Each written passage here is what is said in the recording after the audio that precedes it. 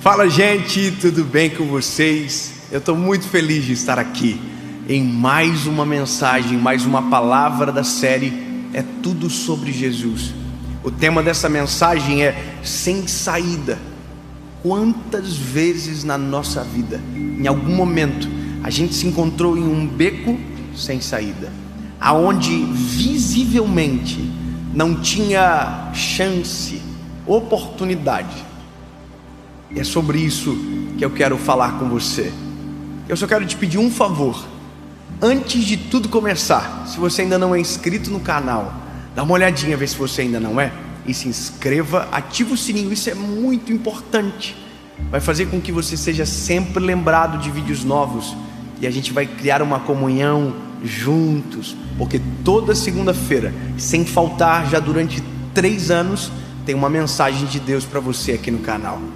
E claro, curte o vídeo, comenta, manda para todo mundo, e que essa palavra seja uma resposta de Deus para você. Vamos para o vídeo. Evangelho de Jesus, conforme escreveu Lucas, capítulo de número 8, verso de número 43, diz o seguinte: E uma mulher que tinha um fluxo de sangue, havia 12 anos e gastara todos os seus sustentos com médicos, e não pôde ser curada por ninguém.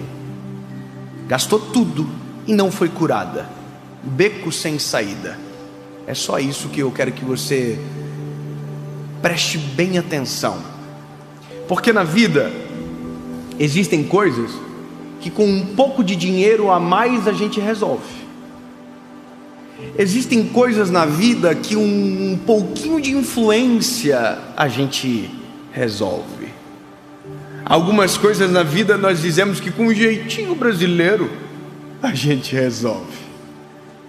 Mas tem alguns momentos da nossa vida que ter dinheiro não resolve, que ter influência não resolve, ter contatos não resolve, ponto. Nada resolve. E é nesse momento que nós dizemos exatamente isso: eu não tenho saída, eu não sei para onde correr, eu não sei o que eu faço agora. E eu vou te falar, eu recebo no Instagram, nas nossas redes sociais, todos os dias, centenas de mensagens dizendo exatamente isso aqui: a minha vida acabou, eu não sei para onde eu vou, eu não tenho saída, tudo acabou, desisto. Mensagens de pessoas dizendo que vão suicidar, a gente recebe todo dia. É uma loucura. Se nós colocássemos tudo público, aquilo que recebemos no privado, você provavelmente agradeceria a Deus muito pela sua vida, ou talvez teria vergonha de ver a sua história exposta. E é por isso que a gente não posta. E é por isso que a gente não tem coragem, muitas das vezes até de responder, porque nós também não somos a saída. A nossa resposta não é a saída, sabe? E eu quero que você observe que no que lemos, e eu já devo ter pregado essa mensagem, ministrado ela milhões de vezes, porque eu amo essa palavra. Eu amo o cenário, a forma com que acontece, como a vida encurrala pessoas distintas, o rico e o pobre na mesma mensagem, como a circunstância é poderosa para nos roubar aquilo que pensávamos que tinha, o controle. Eu vou te falar uma coisa: a pandemia, que nós já estamos no final dela, foi uma das provas que muita gente precisava. Nós não estamos no controle. Nós não temos o controle. Um vírus aprisionou pobre, rico, branco, preto, tudo dentro de casa. Um vírus. A gente está até agora usando máscara, e a gente não queria, mas um vírus obrigou a gente a usar. A gente detesta levar pique. Mas está todo mundo orando para que chegue a sua vez. Porque na verdade, quando nos tiram as opções, a gente agarra o que tem. A gente é seletivo, mas quando nos tira a opção, a gente pega o que tem. É igual gente com fome. Gente com fome, terra com sal, fica uma delícia. Sabe, disse agora da pandemia, e eu vi isso na prática acontecendo. Gente que não gostava de mim. Esse menino que prega com um tecladinho no fundo, eu não gosto dele. Muito autoajuda, eu não gosto dele. Mas um dia o calinho apertou e ele disse: eu preciso de um consolo da palavra. Será que esse menino não pregou alguma coisa que possa ser uma resposta para mim? Ai, ai, ai. É por isso que eu estou pregando, porque uma das nuances do Evangelho, Paulo vai dizer: a pregação consola, exorta e edifica. E talvez você não percebeu, mas no consolo sempre haverá exortação. Porque para ser consolado eu preciso reconhecer quem eu sou e quão frágil é a minha natureza. E é nesse momento que eu sou obrigado a dizer: Deus, eu não sei viver longe de Ti. Eu não sei para onde eu vou. Eu não tenho controle da minha vida. Olha, Deus te confrontando no consolo. É por isso. Isaías 40, Deus diz para Isaías: Isaías, consolai o meu povo, consolai Jerusalém. Sabe, o consolo é importante, mas o que eu quero que você entenda aqui é porque às vezes nós só procuramos, só lembramos de Jesus quando estamos sem saída. E às vezes precisamos desse dia, como essa mulher, 12 anos doente. 12 anos foram suficientes para roubar dela, tentando curar-se, tudo que tinha. Então agora ela não tinha mais nada. Não tinha mais nada mesmo. Não tinha mais dinheiro, não tinha mais autoestima, não tinha mais saúde, não tinha mais nada, mas tinha um ouvido bom para ouvir. E foi o suficiente, porque a Bíblia diz: e ouvindo que o Senhor passara naquele lugar, dentro de si ela concebeu. Marcos vai dizer: se eu apenas tocar na orla do manto dele, eu sei que eu serei curada.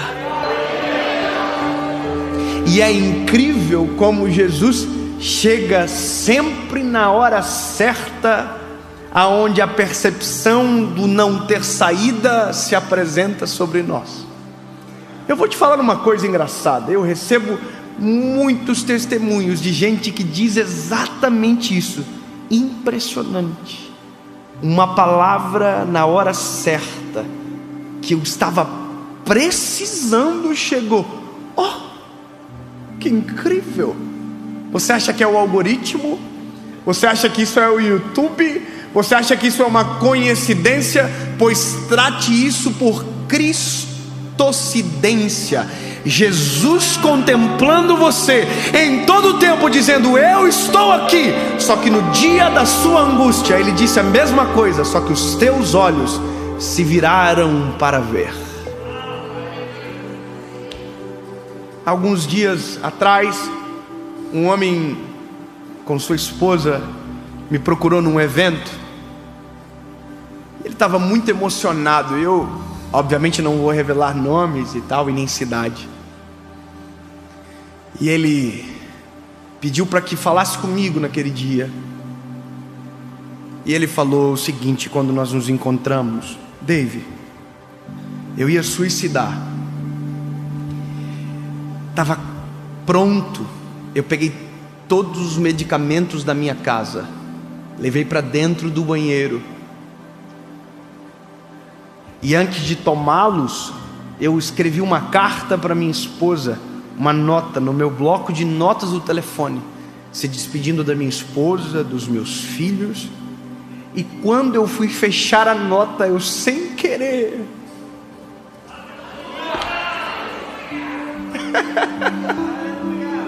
sem querer eu abri o Instagram, sem querer apareceu um vídeo, e sem saber explicar, a primeira palavra do vídeo que você falou foi: não suicida. Quem foi que disse que a palavra era do menino?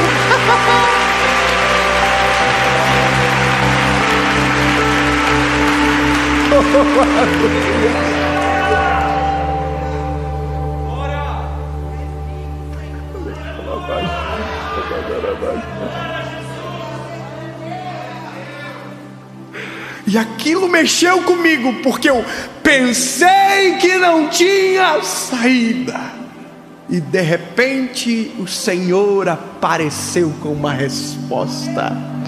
Eu vou te dizer, dependendo da fase da vida que você assiste uma mensagem como essa, você diz que é absurdo falar isso. E eu me lembro no dia que eu pedi para cortar essa parte, e eu pensava dentro de mim: por que eu vou postar um vídeo com uma fala tão pesada?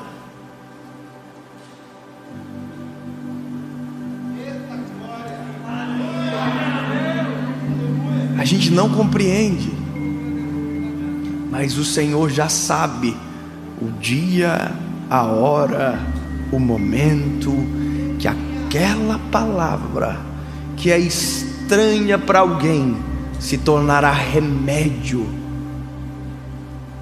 para alguém. Eu vou te dizer, essa mulher viu Jesus passar. Oh, lindo! Tocou na orla do manto dele, e a Bíblia diz que imediatamente ela foi curada.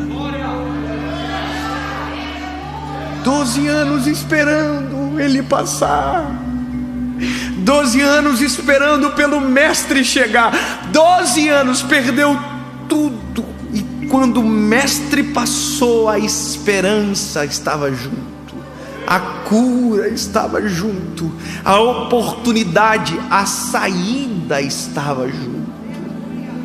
E sabe como é louco o negócio? Porque eu não vou entrar em detalhes agora, porque já falei sobre isso, mas porque junto na mesma história tem um homem chamado Jairo, e a Bíblia diz que ele está aí esperando uma visita na casa dele, porque a filha está doente. Só que Jesus está resolvendo a vida da mulher. Ele pediu, parou, queria ver quem era. Ele sabia, mas queria que ela aparecesse, porque na verdade Jesus queria que ela entendesse que o processo era maior. Não era só a cura do fluxo de sangue, era a cura da alma, a cura do espírito. Jesus tinha uma palavra para ela: filha, não era só o momento, era só o encontro, era para sempre.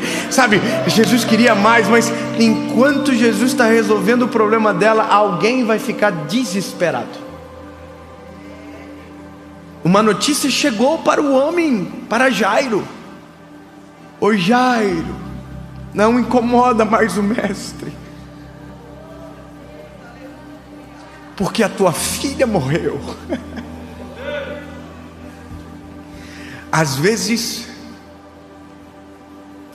o céu sobre nós fecha, o horizonte fica escuro, e já não nos é possível ver esperança. Nos encontramos sem saída. O controle que pensávamos ter, não temos. E é neste momento que um salmo faz sentido: elevo meus olhos para os montes, de onde me virá o socorro? Meu socorro vem do Senhor que fez os céus e a terra. É nesse momento que o dinheiro não resolve, a influência não resolve, Nada resolve. Mas o Senhor, médico dos médicos, Senhor dos senhores, advogado dos advogados, Rei dos reis, pode resolver. É só olhar e correr para o lugar certo, para Ele. Temos um caos para resolver nessa palavra agora. A menina morreu. E eu vou te dizer, na nossa vida, nesse momento, a gente fica muito perdido. A gente tenta em tudo. A gente tenta qualquer coisa para tentar resolver. Sabia? A gente faz loucura nessas horas. Tem gente que procura tudo quanto é tipo de fé. Tem gente que se entrega numa cama. Tem gente que desiste de tudo. Tem gente que suicida. Mas se esperássemos alguns minutos, alguns segundos, olhando para o lugar certo, tudo seria diferente. Sabe, a vida nos rouba o controle, mas Deus tem o controle. Sabe, a doença nos tira o controle, mas Deus ainda é o dono de tudo. Ele ainda é o médico dos médicos. E é nesse momento aonde o natural não resolve, que o sobrenatural pode se apresentar. Mas como saberemos? Se clamarmos, se olharmos para a direção certa, se gritarmos por Jesus, se clamarmos por Ele. Nesse momento descobrimos uma faceta de Deus que talvez nos era oculta há muito tempo. A mulher descobriu que Jesus poderia curar, mas só saber não resolveria. O que fez ela ser curada foi tocar em Jesus, na orla do manto. Agora Jairo é diferente. A menina morreu e a história acabou. Porque para a morte não tem saída, não. Acabou. Não, para, irmão. Não, morreu. Acabou. Uai, na Bíblia de vocês ela não morreu?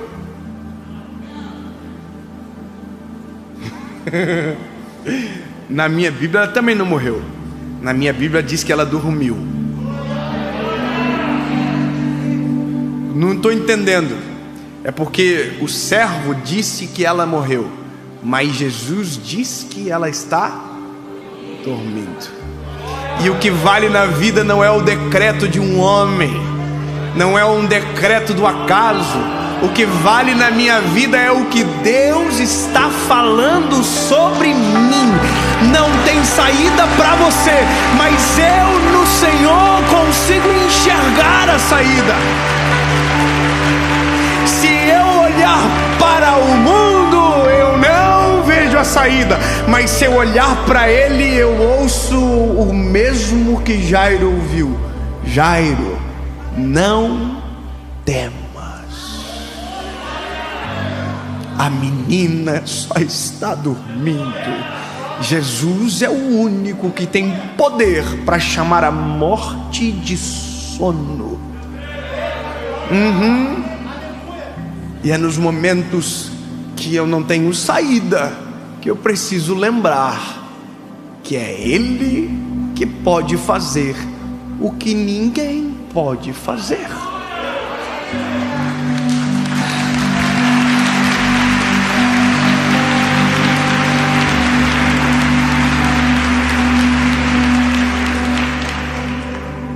E é nesse momento que a gente vê que o Salmo 91 estava muito certo. Ele é o meu socorro. No dia da angústia, Ele é o meu refúgio. Sabe, a menina realmente estava só dormindo, porque quando Jesus chegou na casa, Jesus não disse ressuscita, Jesus disse acorda. E a menina acordou. O detalhe lindo de tudo é que ela lhe disse o seguinte: agora alimentem a menina, porque o que eu ressuscito, vocês têm que manter vivo a partir de agora. Eu me encontro sem saída, Jesus me dá o caminho, só que esse caminho não pode ser uma fuga. Esse caminho tem que ser a minha estrada. A estrada é estreita, mas me conduz à salvação. Para permanecer nela, vou ter que abrir mão de muita coisa. Vou ter que morrer para mim mesmo, mas seguirei a Jesus. O mar não irá acalmar, talvez como eu imagine, mas a partir de agora eu andarei com quem pode acalmar o mar a hora que quiser. A vida não se tornará um mar de rosas, mas agora eu sei que o Senhor está comigo. A quem eu irei temer? Jesus, esta é a nossa oração. Para quem está sem saída, Tu és a saída, Tu és a resposta, Tu és a provisão, o milagre incomparável. Mas para quem já viu o milagre, quem já encontrou a saída, Tu és o caminho, a minha jornada. Tu não és somente um refúgio, Tu és uma casa permanente. Aliás, nós somos esta casa, e Tu, Senhor, nos dá a honra de morar nela, porque no final seremos para sempre contigo, em nome de Jesus, amém.